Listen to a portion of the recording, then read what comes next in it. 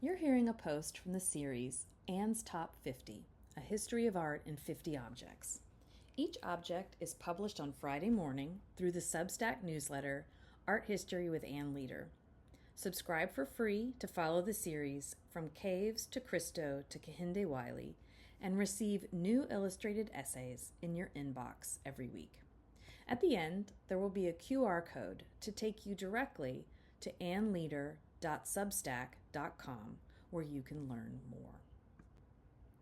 When I was looking through my photographs for the bowl I had planned to show you as my chosen object for Islamic art, which is a splendid metalwork basin now in the Louvre that we will talk about at the end, I happened upon this picture of a simpler ceramic dish, and I remembered how much I love this object.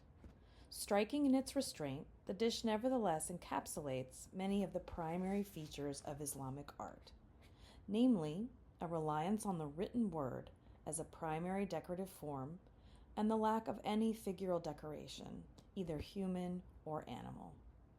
This dish's wide rim is filled with graceful calligraphy that spells out an Arabic adage in Kufic script. This early form of the Arabic alphabet, which is found chiefly in decorative inscriptions, is called Kufic after the city of Kufa, which is south of Baghdad in Iraq, whose scholars are credited with the script's invention. Among the oldest Arabic scripts, Kufic is quite angular, allowing the artist to stretch the strokes to fit the bowl's shape. The painter has manipulated the word forms to create a regular rhythm around the bowl's perimeter, with extended horizontal strokes edging the bowl's lip and exaggerated vertical strokes to mark the depth of its wide rim. In the orientation shown here, the text begins at just about the 12 o'clock position and continues clockwise from there. Now, I don't know how to read or speak Arabic, so after consulting the Louvre Museum's website, I chatted with my friend Dr. Matt Malczewski, who teaches Islamic history and Arabic language at Auburn University. He confirmed that the starting point is where that almond-shaped stroke is at the left of what in this view looks like an upside-down J. Now I've turned it right side up, 180 degrees from what we were just looking at, and it looks like a backwards J. And Matt helped me to resolve differences in the transcription, transliteration, and translation of this text among different scholars. The Louvre transcribes the early medieval inscription like this, with the opening word read as al-hilm, meaning magnanimity or forbearance.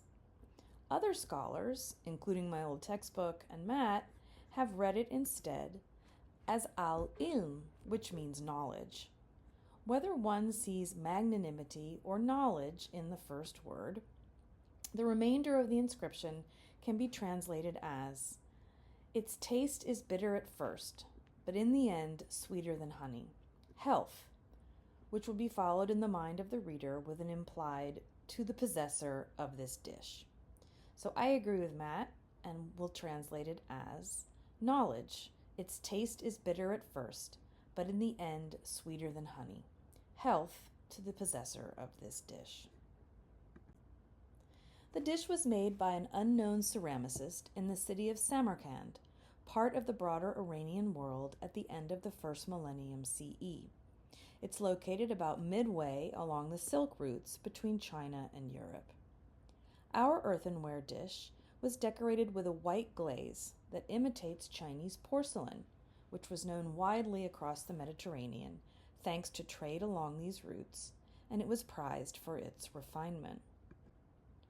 Writing was one of the first and foremost important decorative forms in Islamic art, and calligraphers, basically people who can write with really fancy script, developed a number of ways to write their words that are praised for their beauty and grace. First used for manuscript Qur'ans, these scripts came to decorate ceramics, metalwork, glass, and mosaics, from small vessels to large inscriptions adorning building interiors. Arabic script itself is older than Islam, a monotheistic religion founded in the early 7th century by the Prophet Muhammad, who lived from about 570 to 632 CE. Written from right to left, some characters are connected by a baseline. Like European scribes, Muslim calligraphers frequently used abbreviation, and written Arabic typically omits short vowel marks, requiring readers to determine the meaning from context, which can explain why there's dispute over what our dish in the Louvre actually says. Islamic tradition forbids the depiction of Muhammad and other prophets, and figural imagery does not appear in religious contexts, whether in mosques or in holy books. Consequently, the primary forms in Islamic art are geometric, abstract, vegetal, or calligraphic. While the writing has been elongated and exaggerated to follow the shape of the bowl's rim, it is still legible.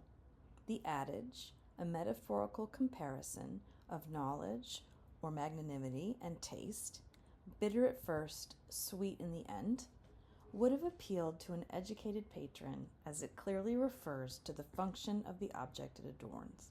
And I should say, my friend Matt suggested that the artist may have been intentionally vague with his script, allowing readers to see either magnanimity or knowledge in the first word, and perhaps spark conversation. This and other sayings appear frequently in Islamic decorative arts. Like this example that is now in the Metropolitan Museum of Art in New York. This very similar bowl reminds us, quote, planning before work protects you from regret, and also wishes us prosperity and peace. Once again, this bowl's painter has shortened, bent, or elongated the letters to fit the shape of the bowl and create a visually pleasing abstraction. The vertical strokes reach towards its center at regular intervals.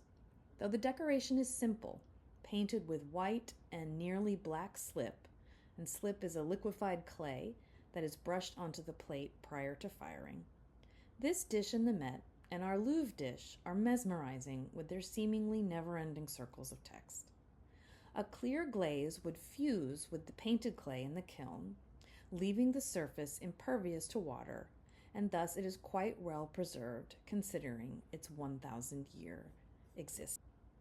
In case you're curious, my original choice for this essay was this early 14th century Mamluk metalwork basin by a known artist who signed the dish in several places, Muhammad ibn Zayn, and this dish is now known as the Baptistère of Saint Louis. It is truly gorgeous, but it's going to have to wait until I reach Islamic art in my other series, A History of Western Art. Would you have chosen either of these vessels from the Louvre as your object to represent Islamic art? Do you prefer the simplicity of the clay dish or the dizzying display of animals, hunters, and soldiers on the metal basin? Of course, you don't have to choose, but as I only had room in my top 50 series for one Islamic object, I have gone with the seemingly simple but visually powerful ceramic plate. I hope that you've enjoyed it too. If you liked today's lesson, I'd love to continue the conversation with you on Substack. There, you'll find new essays every Tuesday and Friday. Thanks for watching, and I'll see you next time.